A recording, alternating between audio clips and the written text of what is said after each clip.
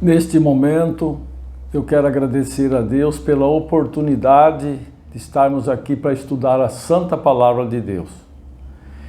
E vamos falar hoje sobre um tema muito importante. Vamos falar algo sobre as bem-aventuranças. Vou ler como meditação aqui no Evangelho de Mateus, capítulo 5, versículos 2 e 3. E abrindo a boca, os ensinava dizendo: Bem-aventurados os pobres de espírito, porque deles é o reino dos céus. Bem-aventurados os que choram, porque serão consolados. Bem-aventurados os mansos, porque eles herdarão a terra. Bem-aventurados os que têm fome e sede de justiça, porque eles serão fartos. Bem-aventurados os misericordiosos, porque alcançarão misericórdia. Bem-aventurados os limpos de coração, porque verão a Deus.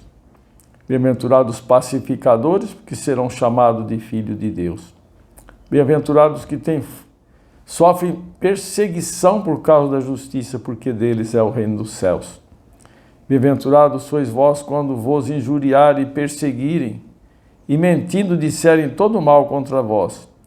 Exultai e alegrai-vos, porque grande é o vosso galardão no céu, porque assim perseguiram os profetas que foram antes de vós.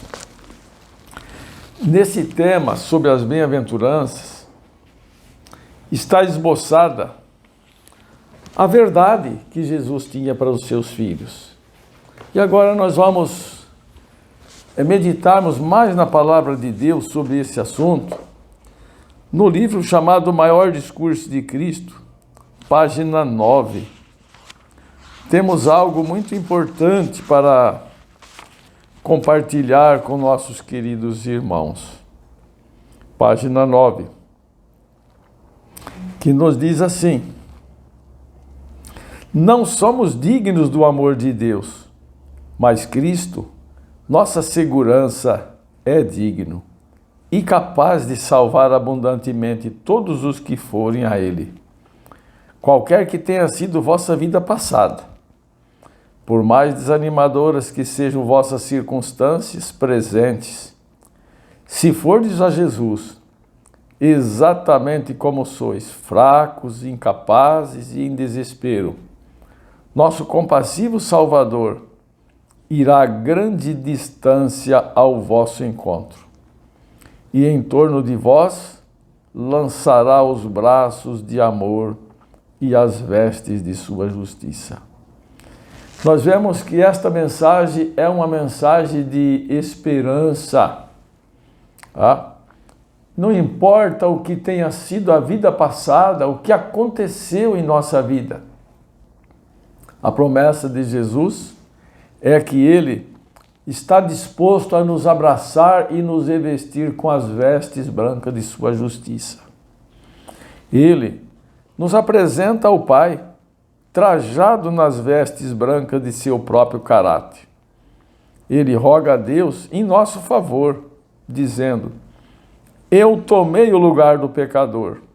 Não olhes a esse filho desgarrado, mas olhe a mim. Que amor! Este amor de Jesus, um amor muito incomparável amor. Eu tomei o lugar dele, eu morri por ele. Não olhes a esse filho desgarrado, mas olhes a mim.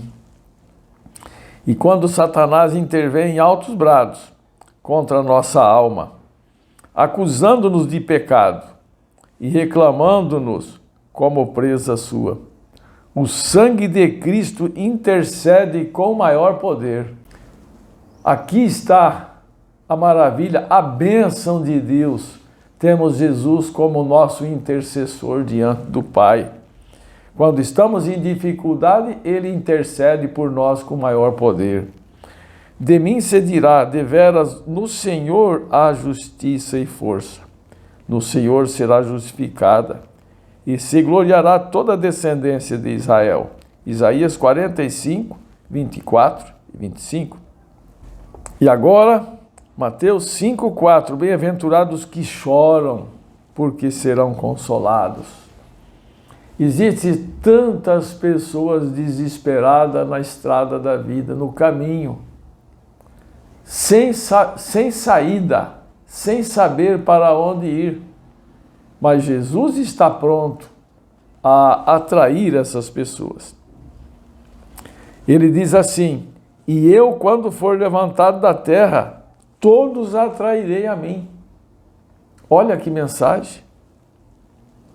E ao contemplarmos Jesus levantado sobre a cruz, discerniremos o estado pecaminoso da humanidade.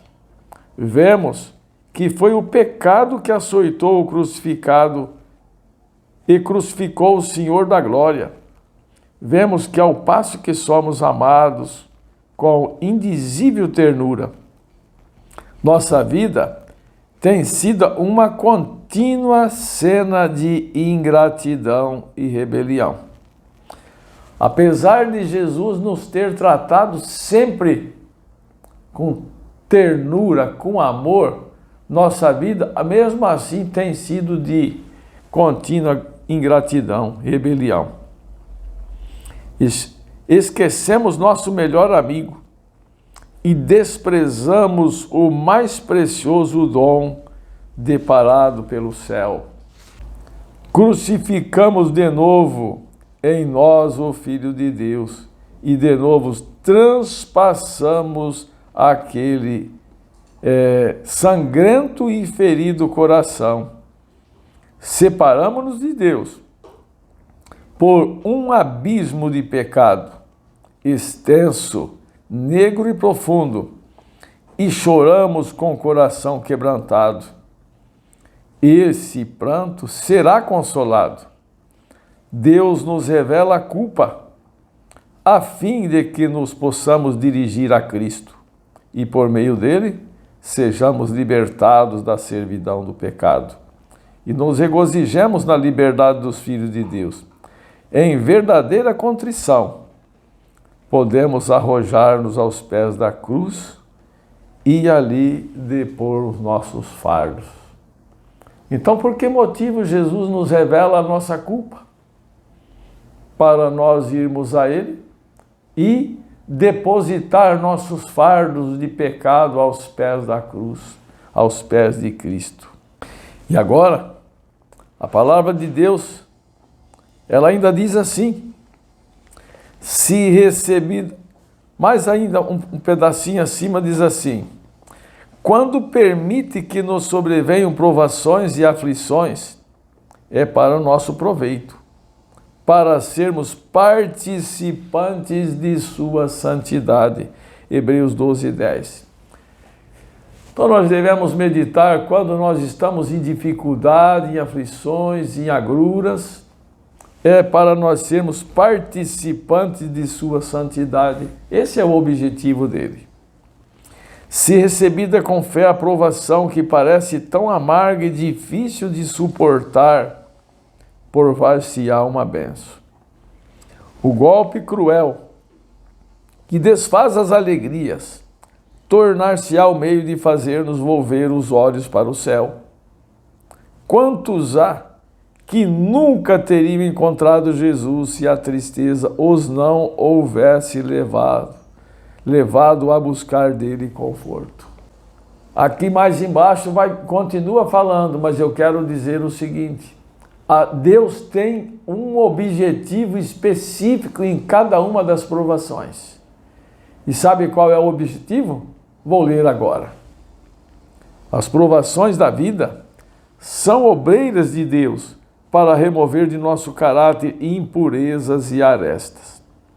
Penoso é o processo de cortar, desbastar, aparelhar, lustrar, polir. É molesto estar por força sob a ação da pedra de polimento. Mas a pedra é depois apresentada pronta para ocupar um lugar no templo celestial. Interessante. Primeiro tem que haver um polimento. Antes dessa pedra que somos nós, essas pedras, ocupar um lugar no templo celestial. Mas é difícil o preparo, o polimento não é nada fácil. O mestre não efetua trabalho assim cuidadoso e completo com material imprestável. Ele não perde tempo com material sem valor.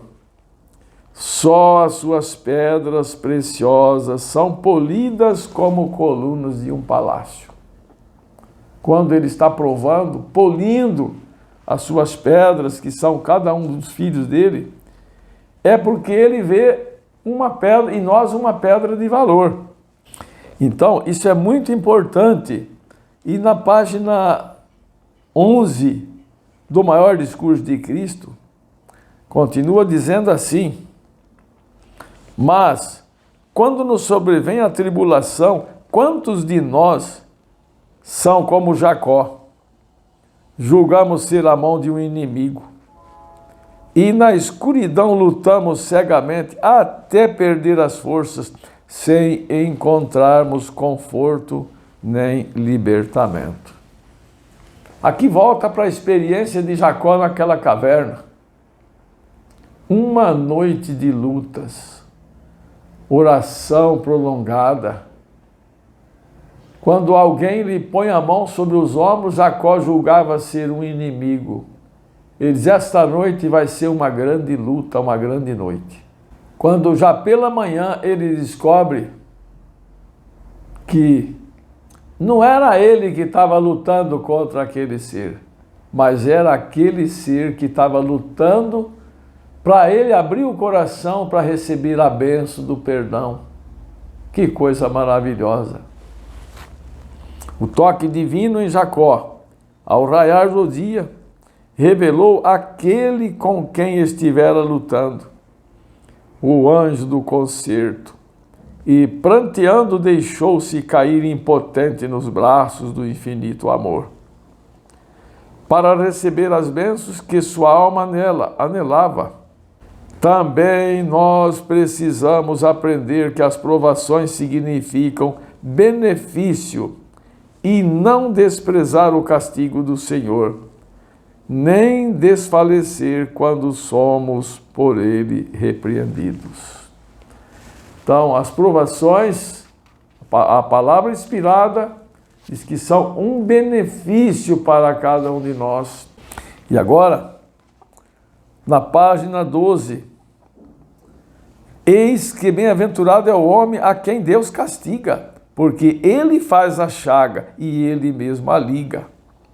Ele fere as suas mãos, curam. Que coisa maravilhosa! Ele fere e as suas mãos curam. Em 6 angústia te livrará, e na 7ª o mal te não tocará. A cada ferido se chega Jesus com seu poder curativo. A vida de privação, dor e sofrimento pode ser iluminada pelas preciosas revelações de sua presença. Quando Jesus está presente na aflição, passamos bem melhor, passamos bem nesse momento, porque Ele suaviza toda a dor. E diz: o bendito Salvador se põe ao lado de muitos cujos olhos estão tão cegados pelas lágrimas que nem o discernem. Que coisa linda! Nem estamos discernindo Ele e sabendo que Ele está ao nosso lado. Bem-aventurados são também os que choram com Jesus, em simpatia com os entristecidos do mundo e em tristeza pelo pecado.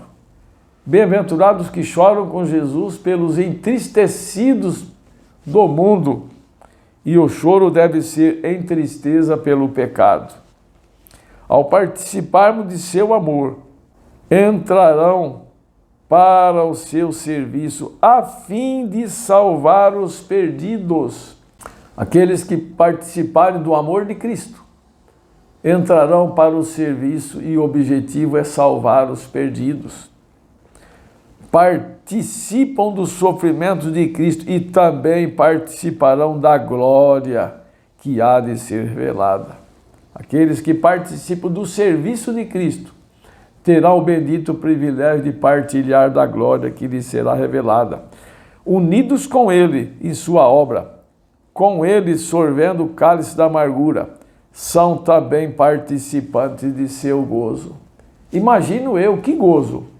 O gozo de ver muitas almas salvas para o reino de Deus. E diz aqui embaixo, os que sentiram sua necessidade de Cristo, os que choraram por causa do pecado, e se sentaram com Cristo na escola da aflição, hão de com o Divino Mestre aprender a ser mansos. Que diz a Bíblia? Bem-aventurados mansos de espírito, porque eles herdarão a terra. Os mansos vão herdar a terra. A paciência, a brandura ao sofrer ofensas não eram característicos apreciados pelos pagãos e pelos judeus. Então, sofrer sobre injúrias não eram coisas apreciáveis pelos judeus.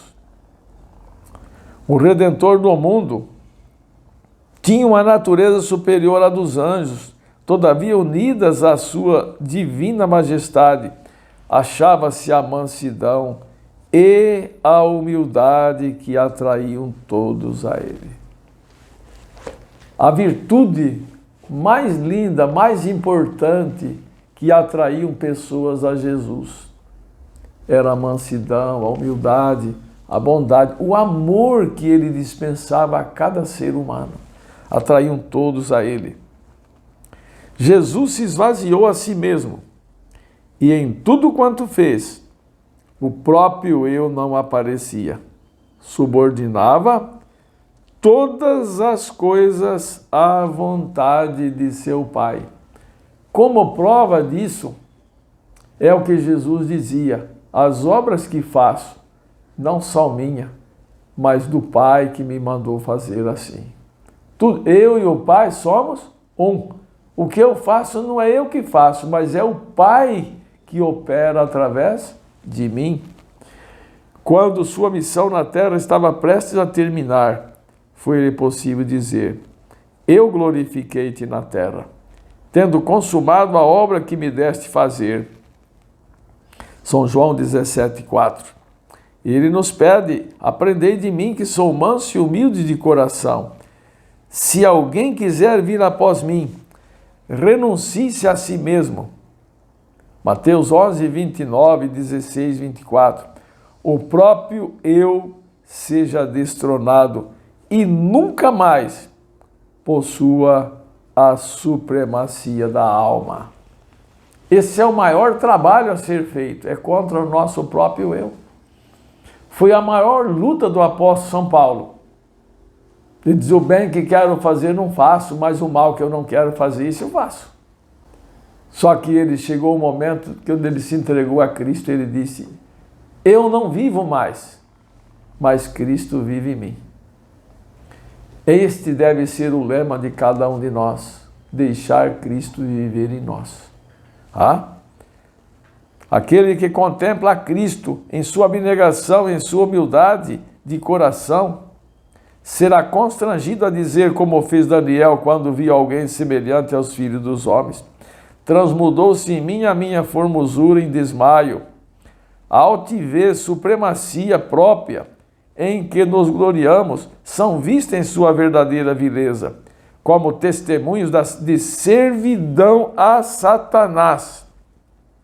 Tudo o que nos torna dessemelhante a Jesus mostra que somos servos de Satanás. E por que continuar assim? A natureza humana está sempre lutando por se manifestar, pronta para a disputa. Mas aquele que aprende de Cristo esvazia-se do próprio eu, do orgulho, do amor da supremacia e há silêncio na alma. O próprio eu, colocado ao dispor do Espírito Santo. Não andamos então ansiosos por poder ocupar o primeiro lugar. Não ambicionamos comprimir e acotovelar para nos pôr em destaque. Mas sentimos que nosso mais alto lugar é aos pés de nosso Salvador. Coisa maravilhosa. sentir que o nosso mais alto lugar é ficar aos pés do Salvador. O que simboliza ficar aos pés do Salvador?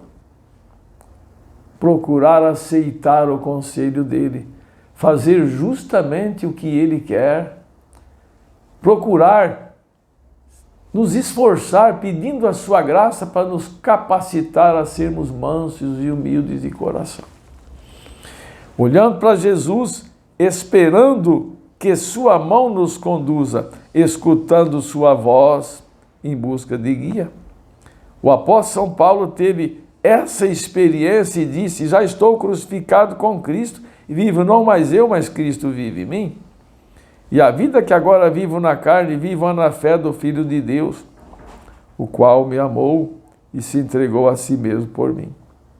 Gálatas 2:20.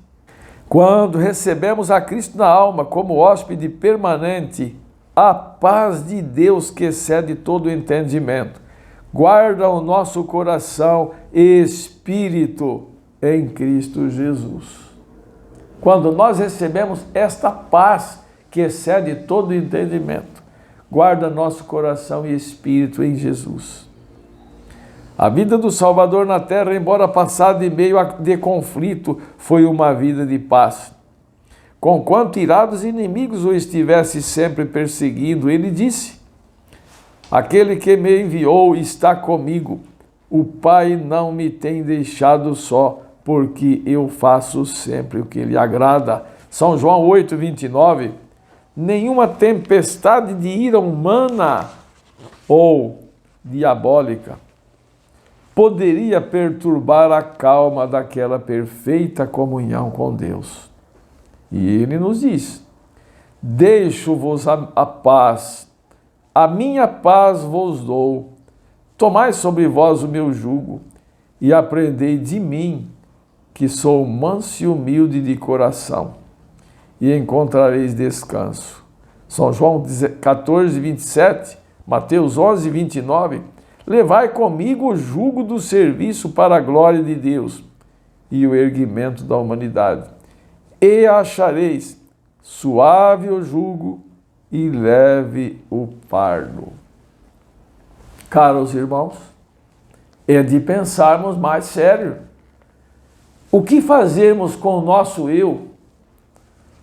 O nosso eu que se zanga por pouco, fica ferido, fica magoado. É só olharmos para Jesus. É só copiar o modelo perfeito. Ainda continuando, diz assim, é o amor do próprio eu que destrói a nossa paz. Enquanto o eu está bem vivo, estamos continuamente prontos a preservá-lo de mortificação e insulto. Mas se estamos mortos e nossa vida está escondida com Cristo e em Deus, não levaremos a sério as desatenções e indiferenças. O que acontece se o nosso eu está vivo? Quando aparece desatenção e indiferença, fica bem ruim a situação. Mas se nós estamos mortos com Cristo, nosso eu, nós vamos suportar tudo por Cristo. A caridade, amor, é sofredora, é benigna. A caridade não é invejosa. A caridade não trata com leviandade, não se ensoberbece, não se porta com indecência, não busca os seus interesses, não se irrita, não suspeita mal, não folga com a injustiça, mas folga com a verdade. Tudo crê, tudo sofre, tudo espera, tudo suporta.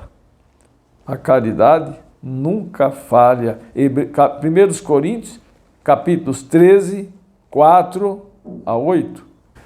E só uma pessoa que está junto com Jesus, vivendo a vida dele, transformado por sua misericórdia unicamente, sua graça, pode suportar. A felicidade derivada de fontes terrenas é tão mutável como a podem tornar as várias circunstâncias.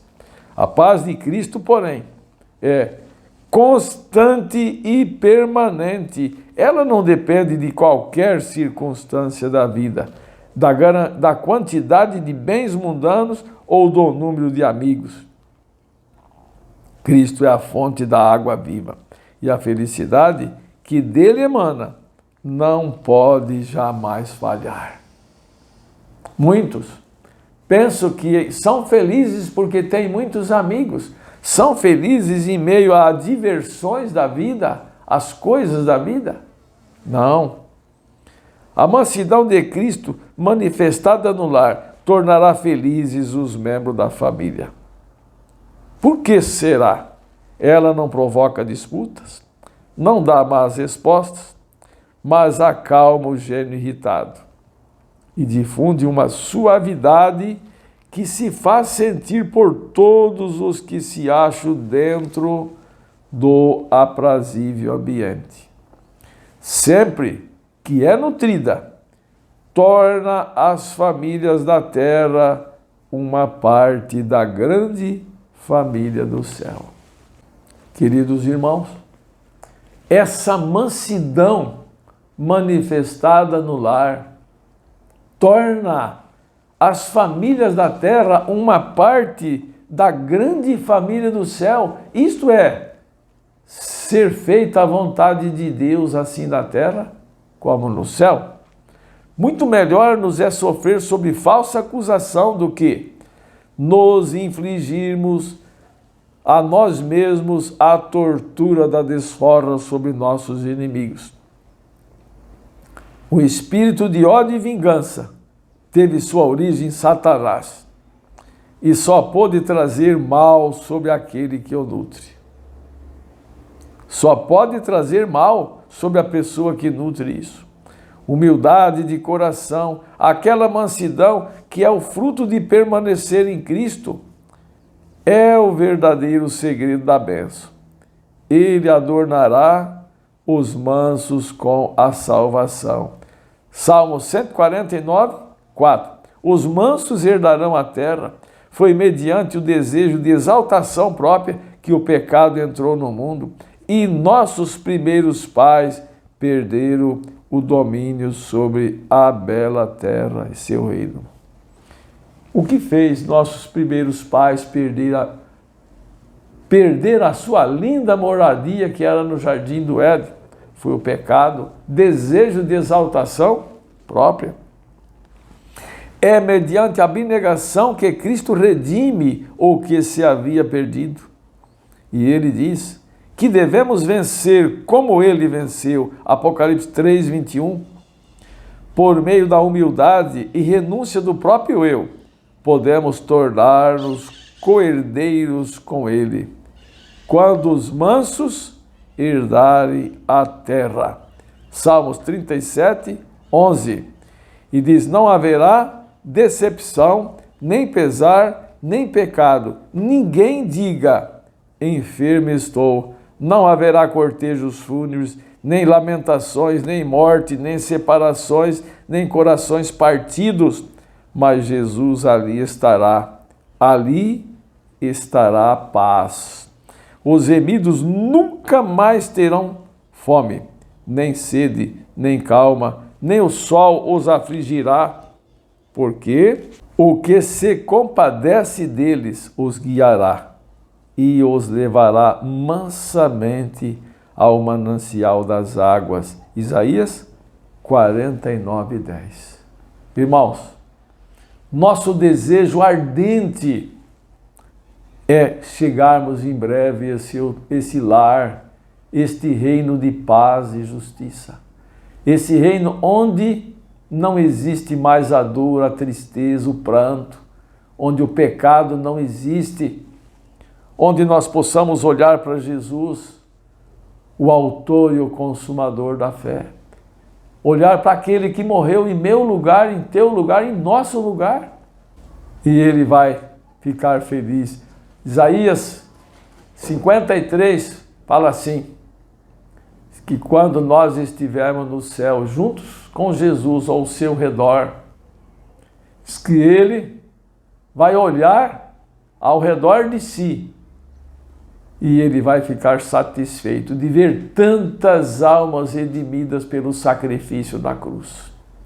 Que Deus possa abençoar, que nós venhamos ter todo o empenho, a renúncia do eu a cada dia, a cada passo, viver para Cristo, entregar nossa vida nas mãos dele, para que ele viva em nós e nós possamos falar como o apóstolo São Paulo no final da sua carreira.